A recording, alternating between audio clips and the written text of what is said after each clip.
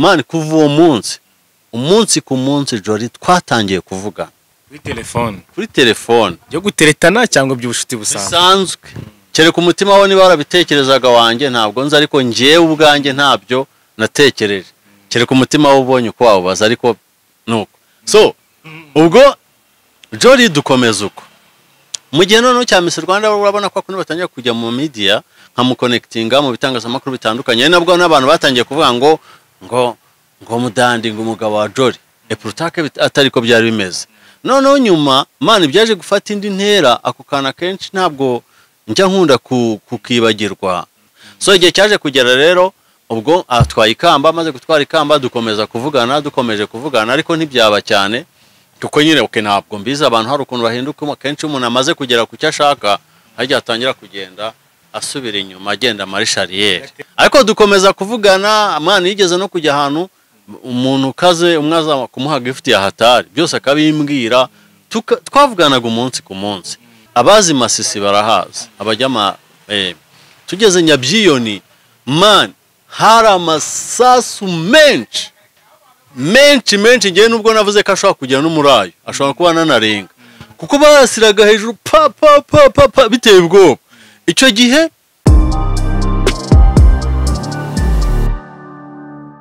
amahoro y'Imana kuri mwese mudukurikiye muri kano kanya reka twongere tubasuhuze tubifuriza ibyiza mu buzima bwa buri munsi mu byo mukora byose mbaye ikaze mu biganiro byacu bya buri munsi hano kuri Iris TV ngendi Jado twishime nkuko tumaze kumenyerana reka rero mbashimire mwese abamaze gukanda subscribe kuri ino chaîne kugira ngo mujye mubona ibiganiro byacu tubategurira bya buri munsi muri abagaciro gakomeye muri umuryango mwiza reka mfite cyangwa se ngo ikaze kuri ino chaîne uramanuka gatoye kuri iyi video ureba handitse subscribe uyu munsi usige winjiye mu muryango mugari wacu mu biganiro bitandukanye hanyuma rero nk'ibisanzwe tuba dufite abatumirwa batandukanye niyo munsi turamufite muramubona imbere ya kamera zacu amazina yo muraza kuyamenya nagara umuntu wenda mumenyere cyane kuri social media ariko n'umuntu udasanzwe hano muri media hano mu Rwanda cyane ko ayimazemo imyaka myinshi n'umuntu wabaye mu buzima butandukanye n'umuntu wanyuze muri byinshi n'umuntu uzi byinshi mumbabarire tuze kuhuza ikintu kiganiro muze kugikurikira ndaza kuba nkiyoboye araza kutuganiriza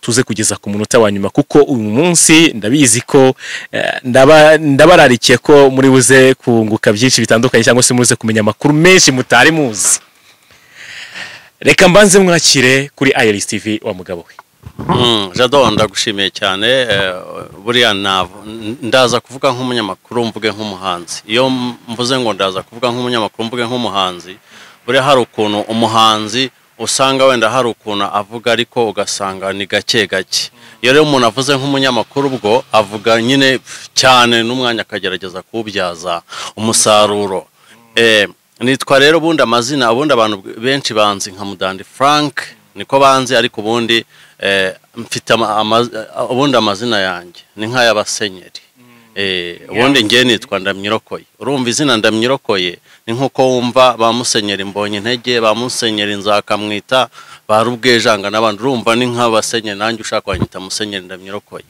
irindi Ndamyirokoye François so Mudandi rero ni nickname from my childhood mvuka ku Kamonyi ahantu bita Remera Rukoma no kuvuga ngo akazina Mudandi nagiye kugira imyaka nk'itanu numva ko nitwa Mudandi so Frank rero byavuye he Frank ntabwo nzi niba wanyemerera tukatangira uko byaje ubundi no kuvuga ngo mu mwaka wa 2009 nari ndangije high school nyuma yo kurangiza high school rero naje kujya nafite bro uba Europe aza kumbwira ko yajya kwiga Cameroon noneho Cameroon ari naho ngomba kwiga nkanakora na business so ubwo urumva nagiye muri 2010 mfata indege mva hano mu Rwanda kuri airport nerekeza Addis Abeba so ubwo urumva ndimo ndaza kugeraho turi gusasira rya zina Frank ndaza kugera Hamudandi Frank so kuva Kigali njya Addis Abeba nageze Addis Abeba maze kugera Addis Abeba noneho nagomba gukora escale no kuvuga ngo nagombaga kuri Addis Abeba namara kuri Addis Abeba bugacyanja Cameroon n'iyindi ndege mpageze kwa kundi ndimo gushaka imodoka kuko twahageze nka saa twageze muri Ethiopia nka saa moya cyangwa saa 2 saa 3 tugo urumva bwari bwije nagombaga kurarayo so mpageze rero kuri airport mbere yuko njya kuri hotel na icyo gihe urumva nashatse imodoka ariko urumva sinari mpazi nari mushyashya muri uwo mujyi gusa ku rundi ruhande ushobora kwibaza ati se kuki wewe washakaga ubundi guca muri Ethiopia ukararayo Ethiopia narayikundaga numvaga igihugu cyiza igihugu cy'abakobwa beza nta mutanabizi kame mvuga ati ushaka kureba abakobwa beza muri Ethiopia cyane rwose nabishakaga so ubwo ndagiye ariko ngeze kuri airport mbere yuko mbona transit ukuntu bakora transit ukawarara ahantu cyangwa se ukahamara amasaha makeya ukongera ugakomeza wowe wari wafashe wateze Addis Abeba oya no kuvuga ngo zino company ubundi ukuntu zikora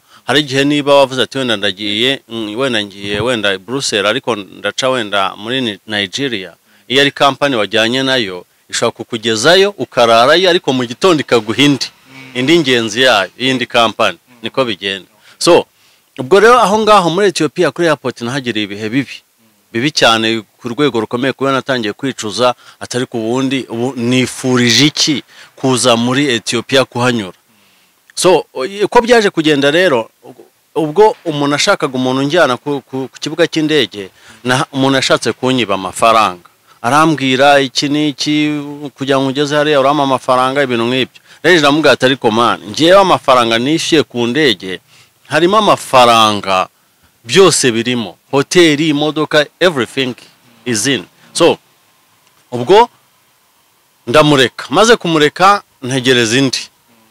ntegereje indi nza gukubitana n'umumama wo muri Israel tuba tuganira nawe arambwira ngo arimo gushaka hoteli agomba kujyayo ambwira ibibazo nawe yahahuriye nabyo ibintu nk'ibyo bo bari bafite indege nabi maze iminsi ifite ikibazo aho ngaho ategereje noneho ndangije ubwo twaje kubona indege twaje kubona imodoka itujyana kuri hoteli ntabwo nakwibuka hoteli neza uko yitwa I think ishobora kuba ari Sheraton Hotel ntabwo mbyibuka urumva hashize igihe 2010 so muri uko kugeraho muri iyo hoteli naje kugenda noneho kwa kundi tumaze kwinjira umuntu ukora muri hoteli abana ukuntu abana muri hoteli bakira abantu neza arangije arambwira ati se bite ngwino tujyane nkwereka aho ujya kurara urumva kwa kundi urumva ugeze muri hoteli barakwereka aho buri wese agomba kurara tugezeyo icyo gihe urumva nari stress nari nagize ibibazo byinshi bitewe n'uwo muntu washatse kunyiba mu gihugu gishya bwari n'ubwa mbere ngiye hanze umwana urangije high school gusa nari yaminiyaga mvuga icyongereza kitari cyinshi cyane ariko nkivuga so ubwo ngeze muri hoteli noneho umuntu arambaza uwo mutipe warunjyanye nyine aho nagomba kurara arangije ambaza man uruwa hese ndamubwira ndi wo mu Rwanda kwa Perezida Kagame yego ndamukunda cyane ibyo akora turabikunda ibintu byinshi numva umutima wanjye uracururutse ntangiye kwishima ndavuga ati mva mu gihugu cyiza gifite umuyobozi mwiza umuyobozi uzwi umuyobozi ibikorwa bye bizwi mpita mubaza se we bite arambwira ati nanjye rero ati hano twari tuyoborwa na Prime Minister ko Ethiopia niba ubizi Prime Minister ni ukora ibikorwa byinshi so ubwo icyo kintu cyese numva ko Abanyarwanda bakwiye guprofita okaziyo ko dufite ubuyobozi bwiza abwo nkaba mboneyeho n'umwanya wo kunenga bantu bagira amahirwe yo guhabwa imirimo na Perezida bakitwara nabi ndavuga ati ngiye wabashije kubona ibi ngiriwe icyizere akambwira ati nkugiriye icyizere ngwaye akazi ntabwo namutengwa so ibyo rero nyuma byaje kuva aho ngaho mvuye Ethiopia nerekeje Cameroon ngezeyo namazeyo nk'umwaka n'igice umwaka n'igice hafi imyaka 2 ariko ugiye kwiga ngiye kwiga ngiye no muri business ariko ndangije mbona nta kintu kidasanzwe gusa nyine muri bino bihugu byo hanze usanga harimo abantu bazima ariko harimo n'abandi bagifite ibibazo umuntu atakwirinda kuvuga ko bagifite ibibazo bakigendera ku bintu by'amoko so kuba ugenda umuntu akakwishishaho agatangira kuvuga ngo ese uyu muntu bite yaje hano gute ibintu nk'ibyo kuba batangira kugukeka ko ahubwo ushobora kubuje kubaneka bro ibi ndimo kuvuga ni ibintu maranye igihe kinini byambabaje ariko nkavuga ngo ngomba kubivuga kuko buriya kugira ikintu gikire nuko kivuga ndabyibuka ndiyo ahantu nabaga hari umutipe w'umunyarwanda wajya guza akavuga ngo Kagame yabyotse urimo kunyuma Kagame yabyotse so bikwereka mind z'abantu so nyuma naho ndangije hari undi mugabo wajya gumbona akavuga ngo militant urumva icyo bita militant noneho nyuma ndangije ndakonsilita maze konsilita nsanga mu gifaransa baravuga ngo militant c'est quelqu'un qui lutte pour ndangije ndavuga ngo uriya muntu anyita militant ndwanira iki urimo kunyumva ariko nyuma nje gukurikirana nsanga ni bene wabo uwahoze ari perezida muri iki gihugu wakoze amabi ndavuga ati nta kazi kawe kazi yako kuko icyo gihe naje no kwibwira bro ari burayi ndamuga ati ariko man ha hantu bimeze bite nyuma ngiye naje kudecidinga myself mva muri Cameroon bro ndamuga ati man ngiye ndatashye ahubwo icyo gihe nshobora kuba kuko urumva nabaga mfite amafaranga icyo gihe nshobora kuba narafashe umwanzuro wo gufata n'indege atanabizi ngiye nitegeye indege irazinjeza hano i Kanombe ndangije mpita nta Mudandi Frank rero nagarutse kuko numvaga ko ntacyo nabona hariya aha ntabona so ndaza ngeze hano mu Rwanda ngeze hano mu Rwanda abantu Mudandi yarasaze mukuru wawe mukuru we yamujyanye hanze ari kuri ya mutipe n'umuzima ibintu nk'ibyo ndangije navuga man muceceke nzi icyo nshaka bavuga ko baba barakujyanye hanze ukaba none ugarutse nta kintu hamaze okay bashaka kuvuga ko nyine harimo abafite mind ko hanze hari ubuzima hanze ko wagiye hanze akira ariko siko bimeze urimo kunyumva kuko ikintu cya mbere urimo kumva urumva niba abantu baho hanze bamwe some of them harimo abariyo nyine bariyo kwishakira ubuzima ariko harimo n'abariyo bavuye mu Rwanda bakoze ibibi urimo kumva bakiri muri izo ndorerwamo z'amoko zidafite agaciro kandi hano mu Rwanda tuzi ko umunyarwanda ni nkundi abantu bungu bumwe urimo kunyumva icyo gero nibyo nahise mvuga ati njewe nkurikije experience mbonya atahubwo nje mfite nk'amahirwe nk'igihugu kikambwa tukugira amahirwe tukugira ikizere naba umuntu waje ugenda wigisha ko ibyo bintu by'amoko ari amateka nkajya njya mu mahanga hose yes urimo kunyumva kuko ibyo mvuga man hari byinshi ndimo kuvuga ni ibintu nanyuzemo icyo gihe ariko ntigeze mvuga baba barakugiriye nabi kubera icyo kibazo nta wangiriye nabi mu rwego rwo kuba yangiriye iki ariko ibyo byose nabikubwiye Kagame yabyutse urimo kumva umuntu buri munsi uhora guperizekta urimo kunyumva n'abantu ubona batakwisanzuraho kuyongeye nyuma igihe cyaje no kugera ahantu nabaganza gusa nk'uhava njya kuri side noneho nge inshuti zanjye cyane ziri closer ziba bakameruna abatipe ba Cameroon akaba ari bo bari closer cyane kuko nge nabonaga abanyarwanda ari abantu b'abanyamatiku bafite amatiku so turimo rero kugana kuri Mudandi Frank naragarutse uko Frank ryaje Frank byaje naragarutse rero ngeze hano urumva abantu bamurwamenyo batandukanye yarasaze mukuru yamujyanye hanze biki nibiki rekaza bimbwa rekaza be mayibobo nanjye ndangije ndavuga ati sha mba mayibobo man Ethiopia nagiriye ibibazo ariko hari ibyo nahigiye Cameroon nagiriye ibibazo ariko hari ibyo nahigiye navuyo d'abord hariya ni improvinze ikintu bita indimi ni improving igifaransa ni improving icyongereza navuga ati ibi bintu rero kuko okay navuye kwiga ntarangije ariko ndavuga ati ibi bintu ngomba kubibyaza umusaruro kandi kuba nagize amahirwe nibura yo kuvuga ngo ndasohotse hari uko nabashe gucana kujisho so ngeze hano maze kugera hano rero ubwo ndimo kwihuta ndimo kuvuga nk'umunyamakuru nk'umuhanzi huti maze kugera hano bicemo vuba maze kugera hano ubwo ngo natekereje ndavuga ati ariko njewe nakunze ibintu by'ubunyamakuru kuva kera ndi umwana nko muri 96 97 numvaga twari dufite radio rukumbi icyo gihe muri ibyo bihe nkajya kuri radio nkumva amakuru nkagira gute nkakora reference y'ukuntu nshobora nanjye kuzaya presenter amakuru numvaga bo bitabana Setkarege numvaga ba Jibebiage numvaga ba Edirwema numvaga ba Kamuchaz numvaga ibintu bitandukanye by'umwihariko igifaransa n'icyongereza numvaga ari byo bintu najya nkoramo amakuru so mu kugera aha rero ubwo tugiye kujya kuri Mudandi Frank twahageze noneho ngiye naje gutekereza ukuntu najya gukora itangazamakuru nza gushaka contact za Mugabo Justin boss Mugabo Justin Isango Star Mugabo Justin icyo gihe bavugaga ko yakundaga kuba i Burayi ariko hano akaza rimwe na rimwe urumva amakuru sinzi ukuntu yashatse ariko ndayabona Mugabo Justin nza kumuhamagara Mugabo Justin maze kumuhamagara arambwira ati uzagende ushake Jean Gatare muvugane man ngezeyo Jean Gatare n'umupapa mwiza ahise nyakira ngeze ku Isango hari choice yuko nagomba kujya muri department y'amakuru cyangwa nkajya muri entertainment ariko ko nari nifitemo n'akantu k'ubuhanzi byaje kuba ngombwa yuko nge mpitamo kujya muri entertainment rero nagiye mu biki byaje kuba ngombwa ko bampuza na Philipita tugakorana mu kiganiro cyitwa The Refresh, ubu ngubu kirahari nabwo gikorwa na Gutamana. Bari studio yaragihari yakora isango na muzika, ariko mu gukorana na Peter nico kigeragezo cya mbere nagize gikomeye, niwe muntu wambereye ikigeragezo mvuga ati oka byarawe uriya aribwo gitangiye. So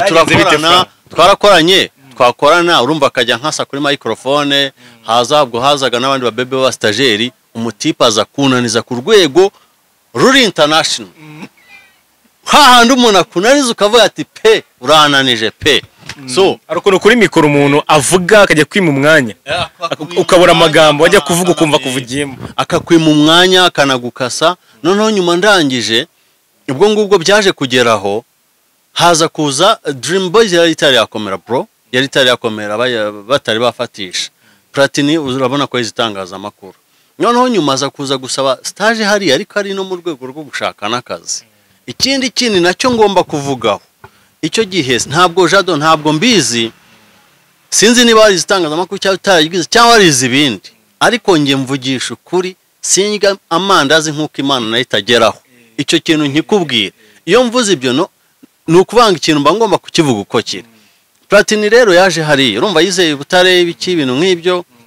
None hamaze kuza aza gusaba internship, aje gusaba internship iba opportunity kuri Peter kugira ngo nkure mu kiganiro.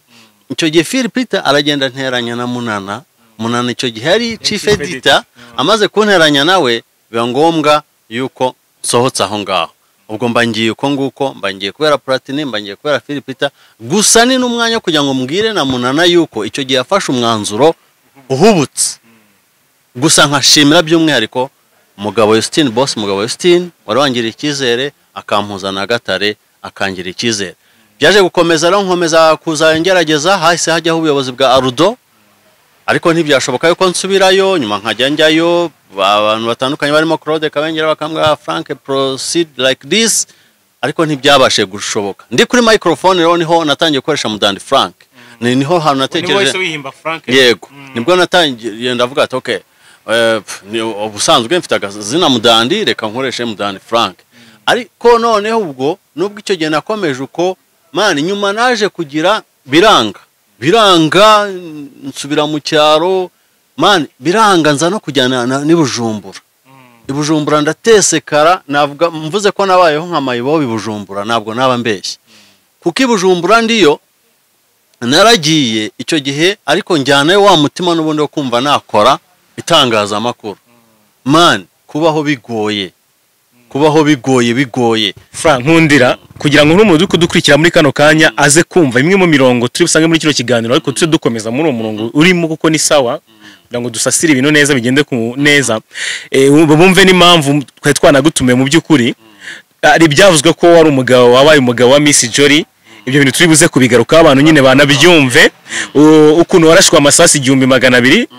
Impamvu witaro kumushukanye nabyo uraza kubitubwiraho. Uri muri media ubu ngubu kugeza na n'ubu amashyiramo muri media urayazi, uburyo wiswe umugabo ya Grace nabyo uraza kubitubwira, ndetse uraza no kutubwira na n'ibintu utazibagirwa kuri J-Power kuko byihariye, ndetse uratubwira no kuri Shady Bucket bashabe ndetse na Kagabano. Urumva ko dufite ikiganiro kirekire kandi kirambuye, byose uri buze kubigarukaho. All right.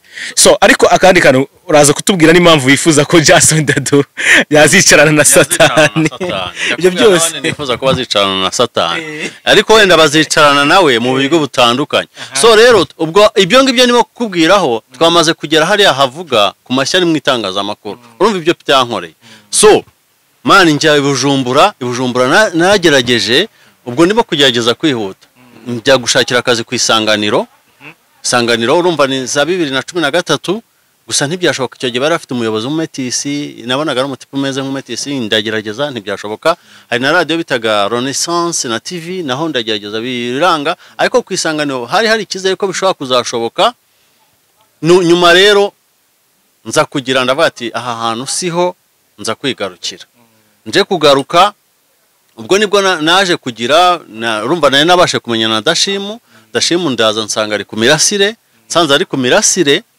ubwo urumva nyuma dashima ubundi yarazi ko ndirimba nibwo yanigeze no gusobanura indirimbo mani nkafata nk'indirimbo ya Alpha Blondy nkafata nk'indirimbo ya Lucky Dube nkayisobanura noneho yakoraga imirasire ya Mr. One ikorera hejuru muri Makorine noneho Mr. One yari afite ikiganiro kuri Flash cyitwaga Celebs Magazine nza kumusaba ikiganiro urumva binyuze kuri dashima noneho nza kujya mu kiganiro tujyayo urumva Mr. One tumenyanye uko nguko tumaze kumenyana uko nguko nyuma dashima aza kujya kuri studio agiye kuri studio urumva kuko ubuzima bwari bumaze kwanga ngewe ariko mvuga ngo singomba kuba nyakabwana nkuko abantu babyifuje ubwo navaga hanze Tujye uri mu struggling ushaka kuba umugabo ku giti cyawe urumva kuko urumva naho hose najyaga ibujumbura navuga ati ngomba gushaka uko mba umugabo so ubwo ndaza maze kugira Mr. One nkajya mubwira ati Mr. One narenze ko aziranye na boss wa Simba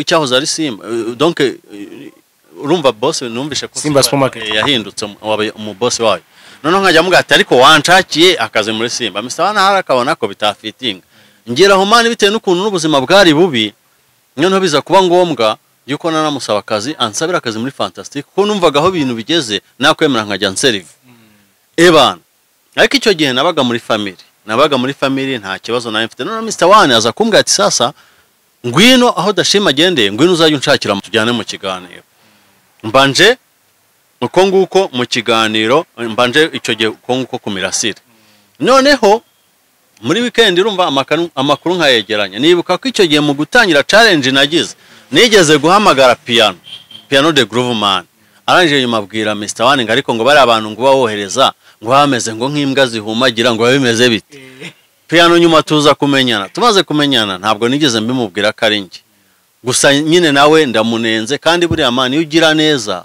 utera imbere ariko nibaza ko nawe yasubiye inyuma ku rwego rukomeye cyane urimo kunyuma so rero aho ngaho narahabaye maze kuhaba biza kuba ngombwa ko mpigira n'itangazamakuru rijyanye no kwandika sibyo mpigira itangazamakuru rijyanye no kwandika ndabimenya abantu bakajya babwira Mr. One ku nkosora inkuru ngo biragoye ngo kwandika ibiki n'ibiki ariko nshimira Imana yuko nyuma naje no gukora no mumvaho kandi ni ikinyamakuru gikomeye kandi abandi ntibigeze babigezaho mbaza tire wageze mumvaho nshya gute nakoze aho ngaho ku mirasire maze kuhaba nyuma urumva maze kumenya kwandika inkuru nza kubwira Mr. One nigeze kurwara maze kurwara icyo gihe ndwaye amashinya nkeneye ko bayabaga icyo gihe Mr. One ndamubwira ati boss urabona bimeze uku rero nkeneye udufaranga arangije nawe nyine nubwo yamfashe ariko kugira ngo nibura anamfashe muri icyo kibazo nese nyandikira ibaruwa impagarika biba ngombwa yuko njya mu cyaro iwacu ku Kamonyi nsubira ku isuka nsubiye ku isuka nsubiyeyo nasubiye mu cyaro sinasubiye ku isuka ko sinigeze mpinga urumva mba nsubiyeyo ubwo ariko nkajya nza kuko iwacu ni hafi nkaza noneho nyuma sinzi uko naje gutekereza ndavuga ati ariko man ngiye maze kugira ubumenyi maze kugira nakwaka akazi urimo kunyuma kuko urumva Mr. One nubwo byagenzuka ariko yaramfashije nigiye gukora inkuru aho ngaho nubwo abantu banteranyaga nawe ngo kunkosora ngo birabagora ariko mpamya ko nyuma yaha benshi nta nugeze ukora no mu gitangazamakuru gikomeye nkanjye baranengaga bakampinga ariko nyuma narabazamukanye pe nuko ubwo rero noneho nza kujya mvuye mu cyaro njya gusaba akazi ku Nyarwanda ngiye gusaba akazi ku Nyarwanda Neri uramuzi Neri wari umuyobozi w'Inyarwanda Neri kubw'Imana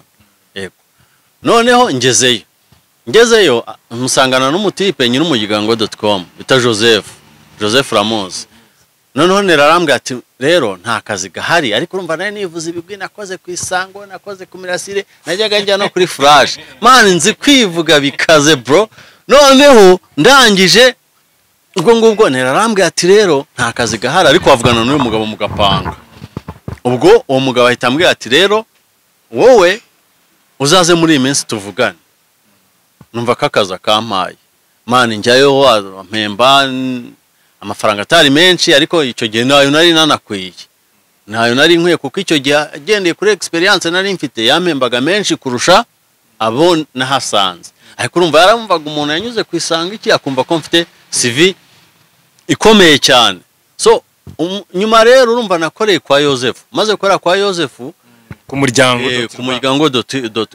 urumva noneho ndangije abantu batandukanye baramenya, sinzi ukuntu bosi wa igihe ukuntu twamenyanye, niba ari nge waje kujya kumureba niwe iba ari we wamenye bitewe n'inkuru nakora, kuko nakoraga inkuru za entertainment ariko nkakora ziri social n'iziri politiko. Ubwo noneho ndangije tuza kuvugana bosi waho wo kugihe Meyeri, mboneho n'umwanya wo kumwihanganisha, nabonye bagize ibyago.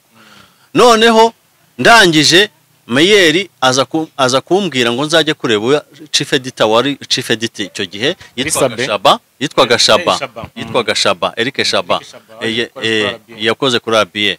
Noneho ngezeyo Eric Shaba arambwira ati rero Frank, kugira ngo uzukore hano ugomba gukora internship like a trial. Ndangije ndamubwira ati ngiye rero Shaba, ngiye uriya muntu dukorana nta mpemba amafaranga menshi cyane, ariko arampemba, ngiye ndaza gukora igerageza hano gute, nimwe munshaka, niba mwumva mutahita mumpa akazi reka tubyihorere. Ubwo mba ndagiye. Umugabo rero twaje gukomeza gukorana Yozefu, tumaze gukorana igihe kiza kugera, ikinyamakuru gisa nk'igisura inyuma, ubushobozi burabura, na yandi twagiraga asa nkaho harimo kubura ukuntu. Amaze kutangira kubura ukuntu biza kuba ngombwa yuko duhagarara bitewe n'uko umushahara utarimo kuboneka. Turagenda, tumaze kugenda nyuma yaho n'amafaranga yacu arayatwoherereza, nta kintu munenga. Icyo gihe rero muri uko guhagarara aho ngaho nibwo naje gutekereza, ndavuga ati ariko ubundi igihe ko cyanshakaga kandi nkababona ndimo gupfa ubusa, narimo kunyumva nkaba ndimo gupfa ubusa, wajya kugihe none banshakaga. Gusa mbere gato yuko njya ku gihe, icyo nakubwira none nshimira Joseph nyir'umuryango dotirwa nkiba ku muyiganga aho ngaho, man nahagiriye saga, nagiranye saga na Oda Pasi ya hatari. Pasi twarashwanye, Pasi twapfuye iki rero, nge rumva nkiri hariya niho natangiye kumva nakwinjira mu bintu by'ubuhanzi cyane. Pasi nza kumusaba korabo, Pasi iba yarabonye yakabati, man yaniga iri cheap. Pasi arampobagiza, Pasi ampobagije, nanjye namukoreye iki. Icyo gihe natekereje inkuru ngomba gukora, noneho inkuru igize donc inkuru ivuga ku buzima bwe na Reka, sinibuka ukuntu nayikoze. Niyo nkuru none iramukurugutura, inkuru imukurugutuye. Icyo gihe ahitaza kuregera bosi yuko twapfuye ibyo ngibyo. Noneho ariko araza, uriya Joseph ni umugabo mwiza, ni umuntu uri kuru, shabikemura neza, ibibazo birakemuka. Gusa mboneho n'umwanya wo gusaba Oda Pasi, n'ubwa mbere mbivuze, musabye imbabazi. Kuva icyo gihe ntabwo twongeye kuvugana, ariko nifuza yuko twakomeza kuvugana n'ubundi. So icyo gihe rero iyo saga yaje kubaho, harimo akantu kameze nk'aga conflit, twakwita conflit d'intérêt hagati ye na Young Grace. Icyo gihe ku ma social media abantu batandukanye baranyataka bya hatari, harimo n'umukobwa ari manager wa Oda Pasi na Teta Diana arakiri hano. Icyo gihe aranyataka, noneho barangije bakajya abantu batandukanye bakayavuga ngo Kamudani ngo nakagabo ka Young Grace, urimo kubyumva, ngo niyo mpamvu ngo karwanya Pasi. Kandi icyo gihe Young Grace nta nubwo twavuganaga. Icyo gihe bakayavuga ngo niba ushaka ngo itangazamakuru ngo y'umwuga ngo uzajye ngo kwigira ngo kuri Sabe. Nge Sabe sinari nanamuzi, urimo kubyumva. Ariko icyo gihe Sabe nawe hari ukuntu yabyinjiyemo, urimo kubyumva. Rimwe na rimwe hari aho bigaragara yuko rimwe na rimwe umuntu ataba professional, ahubwo ugasanga ari bias abogamiye ku muhanzi cyane. Ugasanga umuhanzi aho kugira ngo bakorane mu rwego rw'akazi, ahubwo bakorana nk'inshuti kuyo intervene mu bibazo nk'ibyo. So nyuma rero naje kujya kugihe, urumva ko Sabe icyo gihe yari yaramenye bitewe n'ako gasaga, kuko ku ma social media, ku ma Facebook icyo gihe barankomye byahata, ariko nanjye mbakoma ibintu nk'ibi. Ngera ku gihe, ubwo ndimo kwihuta, ngeze ku gihe rero man, kugihe nahagiriye ibihe bibi ku rwego rushoboka. Sabe ntabwo yambereye umuntu muzima. Sabe yarananije, numva ngiye guta umutwe. Kuko Sabe nahageze arangije man akajya ambwira ngo ariko man, ngo umunyamakuru wa Facebook. Urumva man, Sabe yarashinzwe icyaho ngaho mu gihe. Sabe ni wari ushinzwe inkuru za entertainment. Ngo man, ngo umunyamakuru wa Facebook man. None icyo gihe urumva ngewe igihe cyamfashe bashaka wenda nkora inkuru ziri social cyangwa ziri politiko, ariko nkabona sibyo niyumvamo. Nkumva ngiye nakora ibijyanye n'iki na entertainment, ariko saba akoresha inzira zose mboneho n'umwanya wo kumunenga akamburuka jado mbikubwire kuyo nko mu cyumweru nakoraga nk'inkuru nk'umunani cyangwa 10 saba agacishaho inkuru imwe kugira ngo igihe nigishira bazavuga ati bego umuswa w'umuginga we nta kinazi kuko twari dufite trial like 3 weeks nuko ebana ubwo ndangije mbone ndabaye ibintu ko bitoroshye ariko nkajya nikaruma singe kubwira boss ko boss urumva yaranze mail nkavuga ati oya byagaragara nabi nyuma ariko abantu bamwe muri bo baza kubona ko biri too much ndanamushimiye no wabimbwiye icyo gihe shano umutipe mwiza n'umwana mwiza waranacyahakora arambwiye ati mu nama tuzakora sabu zamurega uzabivuga icyo genda bivuga maze kubivuga nuko ubwo nyuma nyine rumva kunaniza kwakomeje kubaho ariko ntangira kwiga ukuntu nshobora gukora inkuru mu cyongereza n'igifaransa za entertainment ariko mbona nubwo igihe bari bafite izo web nkabona ko wenda batakeneye ko bigere cyane nkuko ikinyarwanda bya bikenewe cyane so igihe cyaje kugera rero baransezerera sabe hari umuyobozi wari wongereje yitwaga Raisa yari umukobwa ukiri mutoya ubwo urumva sabe urumva yandushaga access aho ngaho anteranya nawe hashize igihe gitoya rwose nahamaze nk'ibyumweru nka 3 cyangwa ukwezi barangira agenda Raisa arampamagara arangije arambwira ati rero Frank twabonye ubumenyi bwawe budahagije uko mbivuze niko yambwiye arambwira ati twabonye ubumenyi bwawe budahagije uracyafite byinshi byo kwiga tahire ndavuga ati murakoze murakarama noneho njewe ikintu nibuka kunyirukana ntabwo nababaye mbaza ati kuki utababaye bro icyo gihe ntabwo nari ndi muri crise kuko uriwo boss yaramaze igihe gito atwishyuye atwereje amafaranga Joseph umuyigango dotirwa ikindi noneho baragiraga baduhaga hari cyatanu ariko c'est l'exploitation ni nko ku exploit umuntu ukoresha umuntu amafaranga cyatanu ukagenda ibintu nk'ibyo ariko noneho ngeza nkuru nkubwira ngo sabi icyo gihe byari ukungenda habikomeye za nkuru yangaga ntabwo nakubwiye iby'imvaho imvaho nshya nge ndi nkiri hariya mbere gatari uko njyayo ni kuko nari ntuye kuri 40 namanutse n'amaguru ngiye igikondo majerwa ngerayo ndangije nabati ndashaka umuyobozi ushinzwe abanyamakuru baramunyereka icyo gihe ari umusaza witwaga Ndamage Frank umusaza ndagenda ndamuganiriza amana arangije arambwira ati rero ati nta kibazo ati hano nta kazi dufite gahora ariko ushobora kuza ukaba freelancer ukajuzana inkuru ukazohereza tukakwishyura ahita ambwira ati nyerekera mu idirishya arambwira ati gendere buriya muntu ati muvugana nuko umutipe mugezeho urumva niwe ushinzwe entertainment aho ngaho arambwira ati se ndanga ko wikorera amafaranga nzajye nyahembwa bro hano hanze hari abantu babi hari n'abeza niyo mpamvu buriya mu bantu bose haba harimo abantu bose umutipe arangije ambwira uko ntangira kwikorera ntangiye gukora inkuru nyine nkajya nzohereza bakampesa nyuma rero sabe yanzu kazohereza kumva cyane urumva ko nibyo nkubwira ngo none se ushatse kumbwira ko icyo igihe cyarushaga agaciro imvaho cyangwa umva icyo kintu umuntu yanga gushyira inkuru zawe kugira ngo utabona batagabona gukora utabona akazi ariko abandi wazohereza bakagira kuko ari abona hana online icyo gihe bari bafite zigahita muri newspaper ariko nta wigeze umbwira ngo ukora inkuru mbi ahubwo icyo gihe mumvaho buri munsi barambwiraga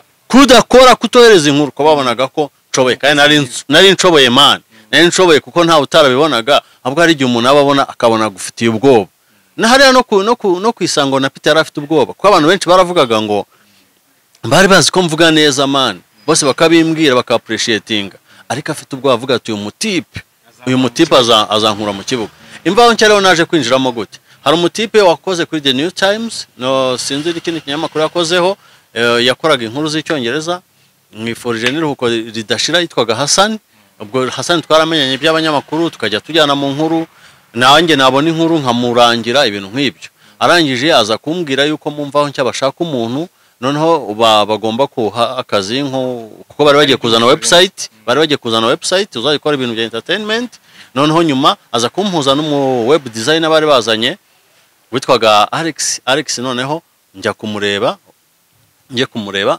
ampuza n'uwungirije boss, maze kujya kureba uwungirije boss ahita mpakazi, nuko ninjiye mu mvaho nshya. Nyuma boss arangije arambona naravuga ati ayo musore ndamuzi ko nigeze kujya kuburana n'amafaranga kuko ari abaduhembaga ku mazina yacu bwite. Njya kuburana amafaranga, ngiye icyo gihe nakoraga inkuru nandikaho Mudandi Frank, ngiye baravuga ati Mudandi Frank nta konti, nta mazina yawe ntanditseho Mudandi Frank, handitseho Ndamyirako ya France. So ibintu nk'ibyo, so nuko imvaho nshya nayigezemo, imvaho nshya nyigiramo ibihe byiza. Ariko icyo abantu bakuramo isomo nuko urumva nubwo ushobora guhura n'ibicantege ugomba gustrivinga kandi ukabigeraho. Muri make nuko bimeze. Ndabyibuka ukino mu mvaho nshya twahuriye mu ngando ahantu icyo gihe mu itorero Butare muri kaminuza, itorero ry'abanyamakuru impamyabigwi icyiciro cya 3.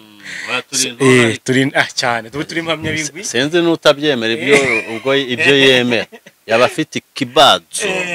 So rero reka twinjire kuri za ngingo twagarutseho mu kanya. Kuza kwitwa umugabo wa Joly, Miss Joly ane Miss Rwanda rya 2016 byagenze biti?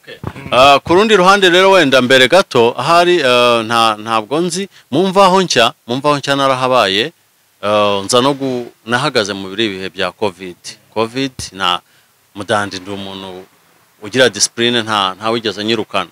Joly rero ibintu bya Joly ninjye munyamakuru wa mbere wamenyanye na Miss Joly. Ubwo habaga ama pre-selection, urabona ko hari ukuntu bajyaga mu ntara ahantu hatandukanye. Joly sinzi ukuntu twamenyanye, ariko nzi ko ninjye munyamakuru wa mbere wamenyanye nawe.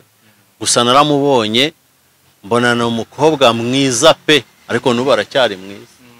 Atagira ngo wenda icyo gihe ndavuze ko yari mwiza, nubu ni mwiza cyane. Ubwo Joly dutangiye kuganira sinenzi kaza ubwenge nk'ubwo nyuma naje kubona afite. Ahubwo yarantunga najya mvuga ati ariko saka kana aya magambo kayakura bikantungura, nkatungurwa cyane. Ubwo twaganiriye mbere yuko bajya imbere y'abajaji, nje gusa urumva bya bindi by'abahungu nararebye ndavuga ati uyu mukobwa ukuntu asa ndabona yaba Miss Rwanda. Abandi bashobora kuba baramurebaga bari banamutinya, ariko njyewe sinzi ukuntu nteye kwa accessing abantu biranyorohera. Joly ubwo ndumva bagiye imbere ya pano twamaze no guhana nimero. Ageze imbere ya pano arakubita, arashwanyaguza. Nabaze ko uyu mukobwa azaba Miss Rwanda koko. Ariko ubwo nyuma noneho twavuye urumva yatangiye kubaka izina. Nyuma yaho dutangira kuva uwo umunsi ku munsi Joly twatangiye kuvugana kuri telefone yo guteretana cyangwa by'ubushuti busanzwe. Kereka umutima wo niba warabitekerezaga wanjye ntabwo nzi, ariko ngiye ubwanjye ntabyo natekereje. Kereka umutima wo ubonye uko wabaza, ariko nuko. So ubwo Joly dukomeza uko mu gihe noneho cya Miss Rwanda urabona ko kuno batangiye kujya mu media nkamuconnectinga mu bitangazamakuru bitandukanye. Nabwo n'abantu batangiye kuvuga ngo Mudandi umugabo wa Joly, epurutake atari ko byari bimeze. Noneho nyuma byaje gufata indi ntera. Ako kana kenshi ntabwo njya nkunda kukibagirwa. Mu mvaho nshya nagize abantu bandwanyaga batangira kujya kubwira ba boss kugira ngo banyirukane, ngo mu ba Miss bose ngo mfite umukobwa umwe, ngo nkorere inkuru cyane ngo kurusha abandi. Unyumvire sha umukobwa nyuma nza no kubimbwira ndavuga ati hano babangenda bashaka kunyirukana ibintu byose arabizi bro. Icyo gihe gusa biza kurangira neza, Joly komeza gusupporting uko nshoboye ibiki byose, ama page ya Facebook and creating everything. So kandi byose nabikoraga ntabwo nari bihehe, ntabwo nari nk'aba basore bavuga ngo ngamije ibingibi wati ibintu nk'ibyo. Kandi ikindi kintu nakubwira mbere ahantu hose ikintu najyaga gukora kenshi hafi ya cyose kwanza saa kenshi cyose yarambazaga. Niba umuntu amutumiye akambaza ngo fra ngeyo kana ko hari umuntu wamamagaye ngiye gukora ibi, urimo kubyumva. So Joly kamba yaje kuritwara, murabyibuka hariya turi muri Kigali. Ariko icyo gihe navuga ati Joly we nadatwara ikamba ati ibi bintu rwose ntabwo mbyumvane, numvaga ntabyumva numvaga ntabyakira mbese ni wari man wari behind Numvaga your success ntabyakira. yose ariko hari abandi bantu bo ngiriye ibanga nabo nagendaga connecta bagasapotinga ukuntu so igihe cyaje kugera rero ubwo atwaye ikamba amaze gutwara ikamba dukomeje kuvugana ariko ntibyaba cyane kuko nyine ntabwo mbizi abantu hari ukuntu bahinduka kenshi umuntu amaze kugera ku cyo ashaka hajya atangira kugenda asubira inyuma agenda marishariyeri urumva agatera agakirida mu menyo ariko dukomeza kuvugana amana yigeze no kujya ahantu umuntu ukaze umwe aza kumuha gift ya hatari byose akabimbwira twavuganaga umunsi ku munsi nyuma noneho ubu ntabwo tuvugana Joly bro ntabwo tuvugana nyuma yaho urumva nibyo nkubwira nyine yamaze kuba Miss Rwanda abantu benshi batandukanye wenda n'abandi batamubaga hafi batangira kumwegera kuko urumva ibaye Miss Rwanda hari n'igihe na telefone atayigendanaga urabiza aba Miss ukuntu babaho nyuma rero yaje sinzi twaje kuganira njambwa ati ariko fra tekereza umushinga twakora ngo kubita inote kuva icyo gihe rero sinzi umuntu wabyishe gusa uwabyishe azicarane na satani iruhande rwa satani rwose nicyo kintu namwifuriza unayinje muri babandi bifuza ko bazicarana na satani ubwo rero gusa Joly nta kintu Joly mwishyuza gusa nagira ngo nsobanure ibyo ngibyo by'abatekereza ko yigeze aba musheri wanjye ibintu nk'ibyo gusa ikintu cya mbere kinshimisha kurushaho nshimishwa nuko mbona umunsi kundi atera imbere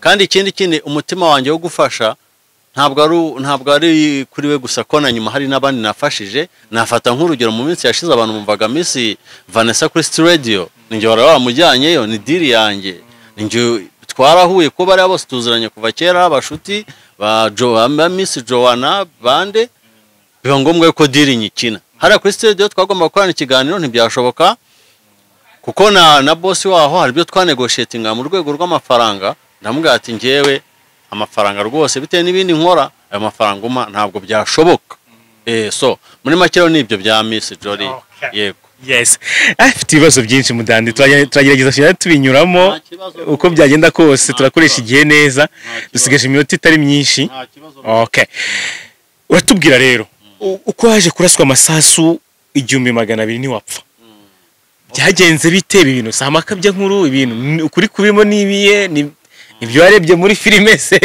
kuko ntabwo byumvikana byagenze bite Frank bro ntabwo ibyara amakabya nkuru nanze kubivuga muri story of my life before ndavuga ndaza kubigeraho ariko mu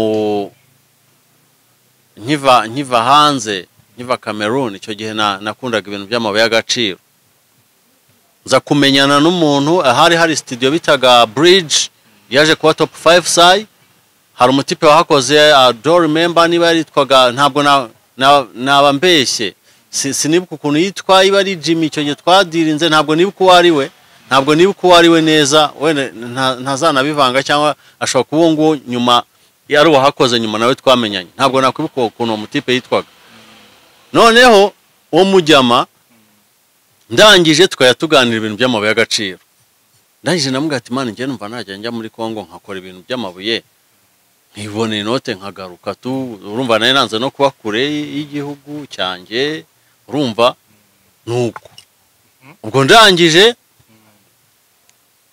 aza kumbwira ati sasa rero hariya ngira abafamiliye babaye kuko urabona Masisi na ubundi kera kari kamwe mu duce tw'u Rwanda batari bahatunyaga so aza kumuza n'umutipe umwe yitwaga wenda namwibuka yitwaga Mubaraka twakunda kumwita Robra umuzungu yari inzobe byatara aba irubavu noneho nza kupanga njyayo nje kujya kuko nge rumva nakoraga icyari cyo cyose gishobora gutuma ariko aho ndumva aho nagiye mbere yuko njya za Bujumbura so ubwo nza kujya irubavu ngomba kurara irubavu bwacya tukagigoma ngomba kugigoma akanyera ko ntega njya Masisi aho ngaho numvaga haba amabuye y'agaciro numvaga nta gishoro nayo mfite cyatari numvaga ko nagenda nayakora nagira gute bro iyo ushaka ubuzima abagabo twavukiye kuvunika ugomba kuvunika kind of gain or pain so ubwo rero naje kugenda ndari Rubavu umutipe icyo gihe aranyambutsa turagenda duca kwa sister we turapoza gatoya ndangije turagenda tugeze i Goma icyo gihe twagomba ndumva twagiye na moto nagiye na moto kuko yarasigaye ntabwo yagombaga kujyayo ariko icyo gihe bari banconnectinze n'umutipe wabagayo wo muri yari afite abafamiliye muri mu ngabo zaho za Congo bita FARDC no harimo n'umwe wari umupolisi nuko urumva ari bo bagomba kunyakira ariko tugeze i Goma nibwo icyo gihe intambara ya M23 irimo gutangira mani bimeze nabi amasasu ameze nabi wegere hafi za Masisi ariko ngiye ngira umutima sinzi ukuntu umutima wanjye uteye ndavuga ati mani ngiye ngomba kugenda warugiye nk'ugiye gucukura nk'ugiye kuyagura warugiye nko business dira nyine nakubwiraga ngiye numvaga nagenda nkashora n'amafaranga make nari mfite ariko byanakwanga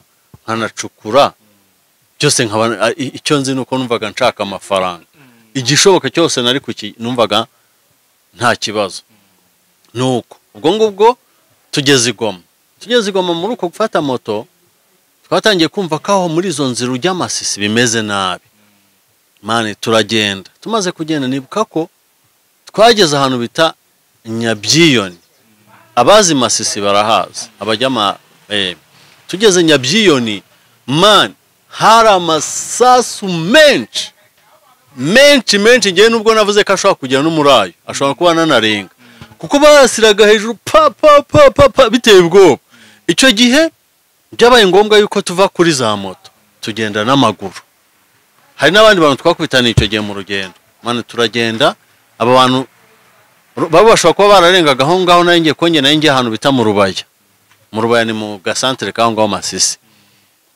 man ayo masasu yose nubwo yarashwe yose ariko nta na rimwe yigeze ribasha kongeraho tugera aho ngaho mu Rubaya mwaciye mu masasu mbese nimwe barasaga cyangwa ari ibice binaka yari petiro nakazarasanaga intambara yari intambara ntabwo bavuga ngo niwe barasa no kuvuga ngo namwe babibareba kuko twe ubundi ukuntu aho ngaho Nyabyiyoni hameze barwanira kwiha misozi yo hejuru noneho twebwe bizamo guhya hasi turimo hasi mu gikombe noneho sinzi ukuntu twagobototse tuca higa cyo mu gasozi ukuntu paka tugeze aho ngaho mu Rubaya tugezeyo natunguwe nuko navuze ati mana ha boro niho nje gushakira ubuzima hibera zanzu zimbaho noneho ubwo ninjoro yigamye imbeho irananyica byata ariko nabwo turara amasasu pa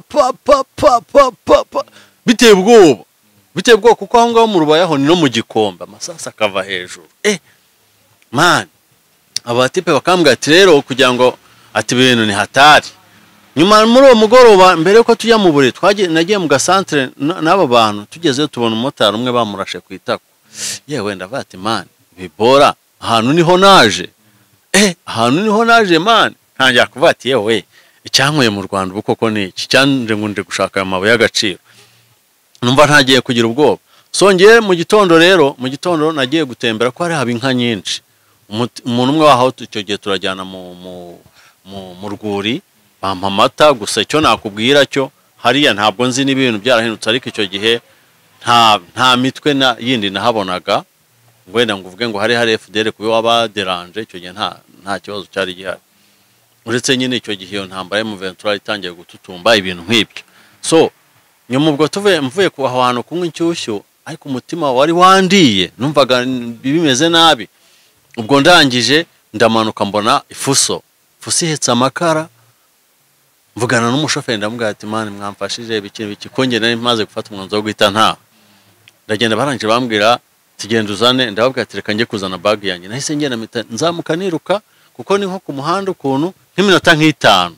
ndiruka ndagenda mfata ivarisi manuka niruka bita mfata umumotari nagomba kumuha amadolari kuko hari abishyura amadolari bishyuraga amadolari simbize iby'ubu ngubwo ndangije umumotari icyo yanciye amadolari 10 ubwo kugira ngo ngeze kuri yafuso ntabwo yantegereje ubwo ndangije ayingezaho ndurira mani njya hejuru nka tandiboy turazamuka tugeze hano za Nyabyiyoni tubona cyo ibintu byatangiye kuba karume kuko urumva intambara igitangira byarakubitaga rimwe ubundi bikatuza bikongera bigahosha mbangeze Igoma amahoro ariko ngerayo nsana n'agasamunyiga byata n'akavurivundi ka hatari nsa nabi byata ubwo ndavuga ati ntacyo gusa nabi nta ribi ariko kuva ntapfuye kuva amasasu yahariya nta kintu yantwaye ndavuga ati nta ribi mba mvuyemo njya mu gakantine ndababwira ati mwampaye tuzi two gukaraba ubwo baratuma ndakaraba igoma bamaze kutuma nyuma mpita nguru dupozo nyine ikirumva nta n'amafaranga mfite kuko n'icyo gihe rumva situation n'amamoto n'ibiki n'amatransport byabihenze bite n'ibyo bi so mba ngarutse uko nguko ibyo rero nibyo bijyanye n'amasasu. Yes, hanyuma ibibazo byo ni byinshi. Icyo nakongeraho nuko niyo nanagwayo nta n'uwari kumenya urwo napfuye kuko no mu rugo ni nta wari ubizi n'ubu nta wigeze ubimenye niba bimenye bazabimenyera mu itangazamakuru. You are risk taker. Too much. Ntabwo biba byoroshye. So mu buzima rero habaho gufata risk rimwe na rimwe ziba zinagoye cyane kuzumva urumva ko wagiye ufata risk nyinshi zitandukanye wenda n'ibyo utanagarutseho gusa kuri history y'imwe bibazo nagomba kubaza byo iracyari ndende sinzi nibiza igihe kiza kutubana iki gitoya tuzanakomeza niba utaha kuki uvuga ko Juno Kizigenza yaguteye agahinda katazashira Juno Kizigenza byagenze bite mufitanye ibihe bibazo? Njyewe nta bibazo nagirana n'umwana Juno Kizigenza n'umupeti ahubwo Juno Kizigenza agahinda yanteye numva ntazashira nuko binyereka ko abana b'iki gihe ntabwo bacyubaha abakuru. Ibinda bivuga yuko mu minsi yashize hari akaririmbo yigeze gukora arangije yigeranya na ba Meddy bitamvuga ati rwose ibi bintu umwana nteye agahinda ntabwo azi ba Meddy 2009 ntabwo azi ubuhanga bwabo ntabo mvugira muri bo ariko birabikwereka ko abana batacyubaha. Bara ndirimbo yakoze Please Me ako niko gahinda yanteye naho nta kindi kibazo ngirana n'umwana uriya n'umwana c'était un bébé. Hagati aho rero ugiye kutubwira kuri donc ugiye kutubwira kuri Shadibu Gaga ndetse na Kate Bashabe ugize umbwira ko ari ikintu umva ushaka kubavugaho aba bakobwa beza mu Rwanda. Shadibu n'umunyamideli ndetse akaba n'umusitari kuri social media arazwi cyane ajya akora n'ama contract yahenze agahabwa amafaranga menshi. Bashabe nawe n'umustrist ubwo sinzi acuruza imyambaro y'abakobwa itandukanye. Gaga nawe nuko mu fashioniste nawe acyagira imyambaro. Abakobwa urashaka kubavugaho iki? Bari abakobwa icyo nabavugaho ni abakobwa beza hari utabibona se ni beza n'ibyuki n'ibyuma. Bari abakobwa nibo bakobwa mbona umbwiye ati Frank Mudandi Frank ninde mukobwa wasaba umwana utigeze uzuyaza muri bariya bose sinazuyaza nicyo nabavugaho nicyo nta n'ikindi nicyo shaka bariya nibo kuri Shadibu sinazuyaza kumusaba umwana Kate Bashabe ndetse na Gaga nibyo ntabi. Ese Gaga mwari mwahura? Gaga muzaraka bebe ariko icyo gihe nabonaga n'umwana nta mumusaba yarakana ahubwo yaje kuntungura umva yarakana byata none yarakoze ubu ngubu umuntu yamusaba umwana. Okay.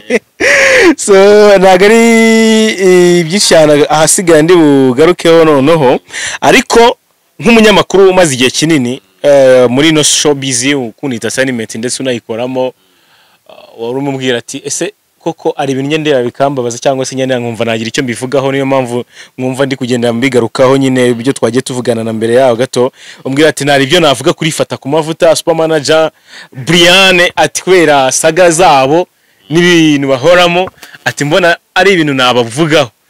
Mudandi umunyamakuru uri macuwa uri mukuru watangiye entertainment cyara nkuko abantu babyumvise entertainment y'ubu niyoroshye social media y'ungu birakanganye irimo saga nyinshi zitandukanye. Aba bantu ko ari batatu ngurashaka kubavugaho iki? Abo bantu rero mbere yuko ngira icyo mbavugaho wenda ikintu nshaka kukubwira nuko wenda mwitangazamakuru abantu wenda banzimo ntabwo ngikorera mu mvaho nshya nkuko nabivugaga.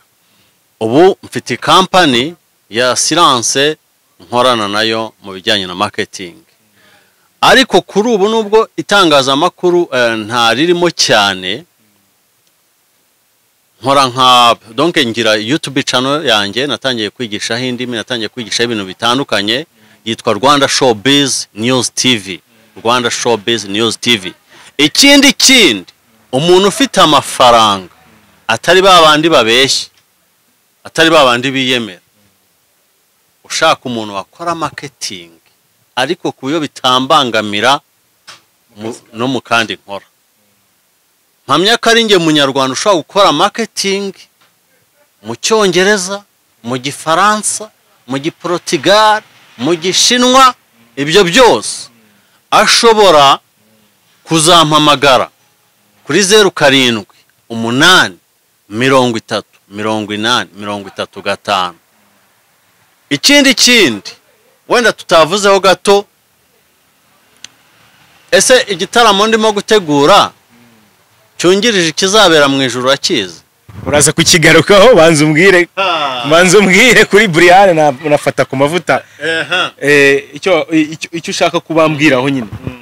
Brian, ikintu cyo nakubwira, Brian numvishe ku bintu byo kuba yakora igiko yaradohotse kazagikora, gusa Brian buriya ntabwo njya niba azashaka umugore, njye niko njya mbitekereza ko njye sinjya mbasha kumenya niba ari umukobwa, mbona ameze nk'umugabo. Icyo nicyo namuvugaho. Buriya azadusobanurira. Ubona ari uzarongora? Ubona ari uzarongora? Njye niko mbibona. Fata ku mavuta rero. Fata ku mavuta yo mubonye, sha yavuye kure koko. Yaba inkuru ye nyibonye abivuga, nanjye hari igihe njya ndira nkavuga ati fata ku mavuta avuye kure. Ariko numva bitewe n'ukuntu yavuye kure, numva ko ku mazina ye yarakwiye kongeraho nka mvuye kure cyangwa mutoka mbari, akajya yitwa mfata ku mavuta mvuye kure, cyangwa urubundi mu Cyongereza bajya bavuga ngo ni come from far. Ariko kugira bijye byorohera Abanyarwanda, shaka ajya avuga fata ku mavuta kamufa. Nicyo navuga, ni kamufa. Kamufa. Kuri super manager rero ukabura muhimbye rero. Super manager rero ikintu namuvugaho, super manager buramwemera nka Nitapendo, ni umuntu wirwanyeho. Buri kurikiye amateka super manager yirwanyeho, ariko nanone singiye kuvuga ngo nubwo yirwanyeho mvuge ngo araririmba. Oya, super manager biri akora ni nka bira bya Philipita, bira nukuvuga, ntabwo biri ari ukuririmba. Icyo nicyo navuga. Kuri Bruce Melody rero, Bruce Melody ikintu muvugaho nuko Bruce Melody buriya akwiye muri ya miliyari yaherutse kubona, yazahamo nka miliyoni 200 fazo. Kuko ngiye Bruce Melody mani muzi yarahorose byaranze, ubuzima bwaranze, utanamureba neza. Uramuzi mu gihe cyane limited, ariko akunda umuntu yari kugenda ugira ngo ari kuza, utamenye igice cy'imbere n'ikinyuma. Fazi icyo gihe amufasha, ndabyibuka ari indirimbo bita Kigali ngari, Bruce Melody yagiye maririmba ngo Bruce G Bruce, nyuma rero yaratari yaba Bruce Melody. Urumva ko ibyo yagezeho byose ntazibagirwe fazo. Byajyaga binavugwa ko bajyaga basharinga kuri wifi ya Gasaro Diane wa wundi byigeze kuvuga ngo barabyara. Iyo wifi hari ukuntu ngo byajyaga bigenda ukuntu basharinga. Rero ubwo icyo kintu urumva yarakwiye kujya mwibuka kabati man, kandi sino kubeshya, it's not a joke. Yageze hariya kubera fazo man, kandi uranabizi siko bimeze.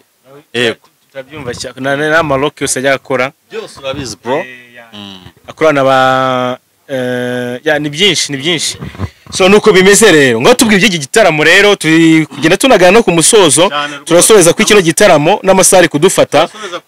Tubwire no kuri DJ Paul ikintu utazamwibagirwaho, ubundi dusoze ikiganiro cyacu cy'umunsi. Turimo kugana ku musozo rero, icyo navuga, ndimo gutegura igitaramo kizaba cyungirije igitaramo kizabera mu ijuru.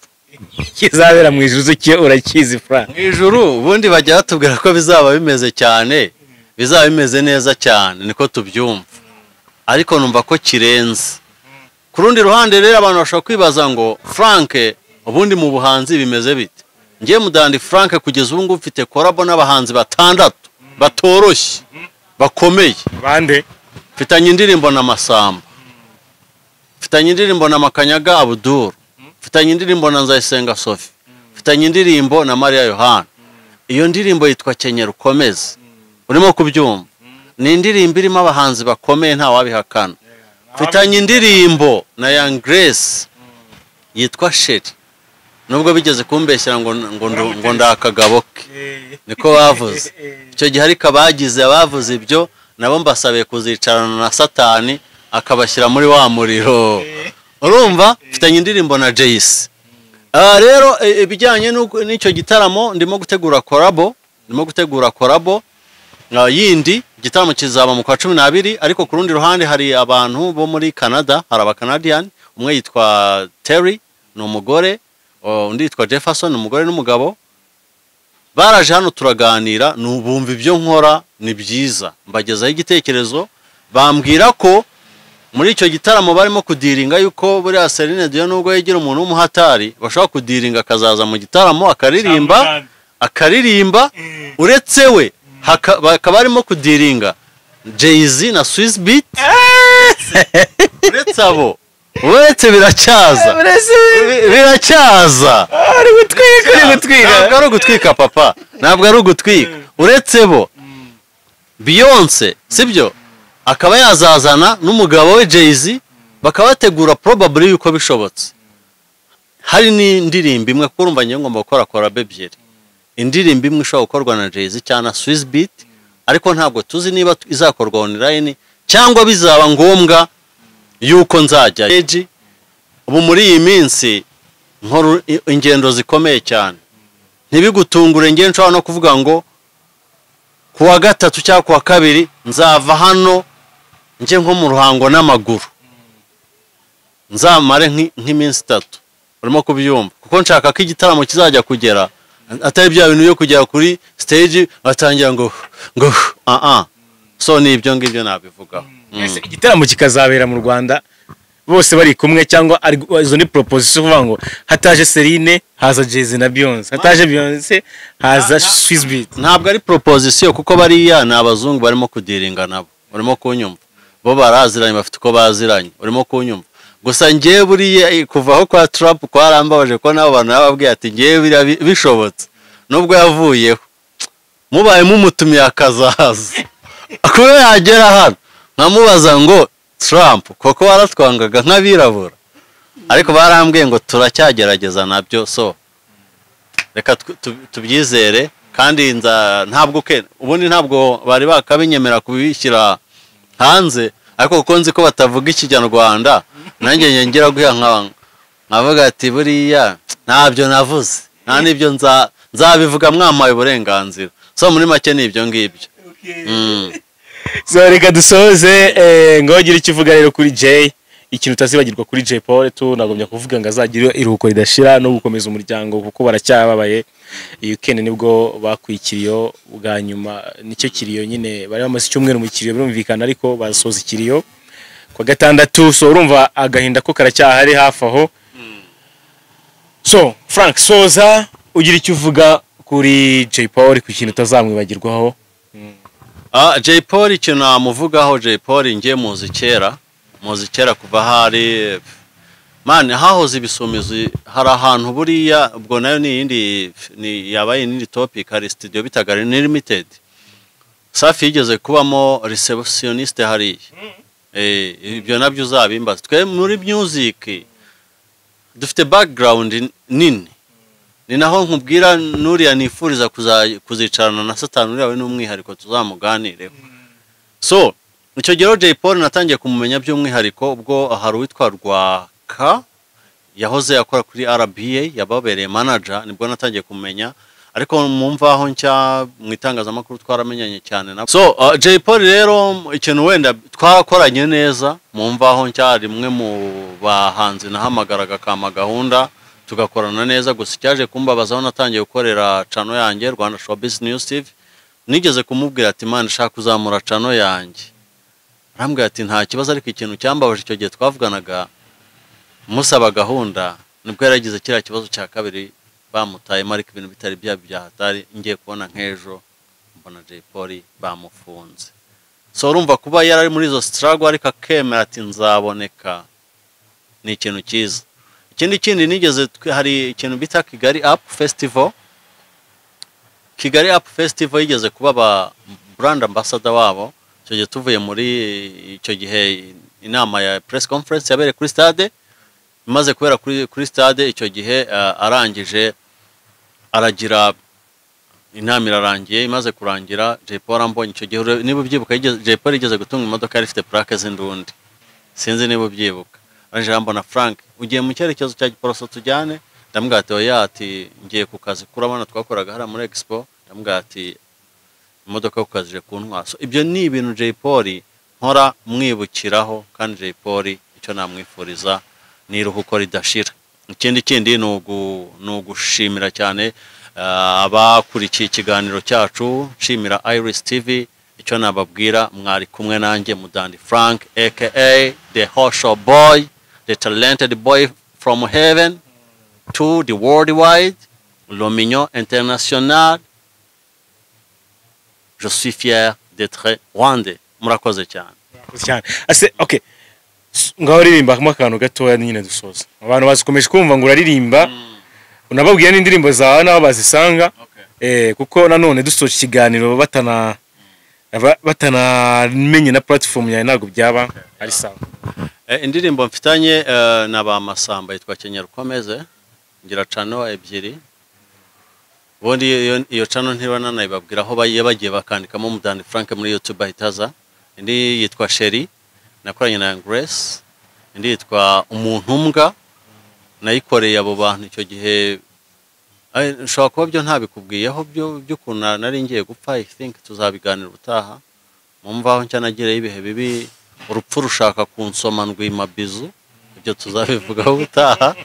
Urumva ukuntu urupfu rushaka kugusoma karwima bizu, tuzabivuga ubutaha. Ibintu byinshi biba bihari.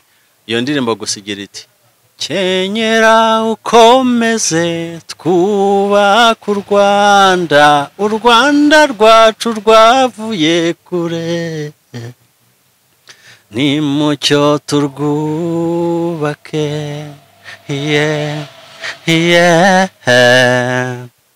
nimucyo turwubake. Yeah, that's it. Yeah. Yes, ngangu ukorero televiziyo bayumvise, ndetse turanayipinga hasi ku ushaka gukurikira televiziyo ye, ushaka kuza kunyura kuri iyo link turi buze gushyira hano hasi. Frank, turagushimiye kuri byinshi twaganiriye, uzi byinshi bitandukanye. Niba utatuzabushaka umwanya twongeye tuganire no kubisigaye. So komeza ugubwe neza rero. Bro, ndabashimiye sana. Asante sana. Iris TV ndayishimiye. Mfite n'abasore kabisa bazi gufata amashusho neza. Abantu mukomeza akazi, tubari inyuma natwe. Turabakunda cyane. Reka nshimire mwese mwakuri iki kiganiro, rarikire gukomeza kubana natwe mu biganiro bitandukanye. Ikindi kandi niba wenda utarabikora, ushobora kumanuka hasi kuri no video ugakanda handitse subscribe, ngomeza mbibabwira kugira ngo twinjire by'umwihariko tugira umuryango mugari wa Iris TV. Bye bye, ibintu byacu nakagaruka.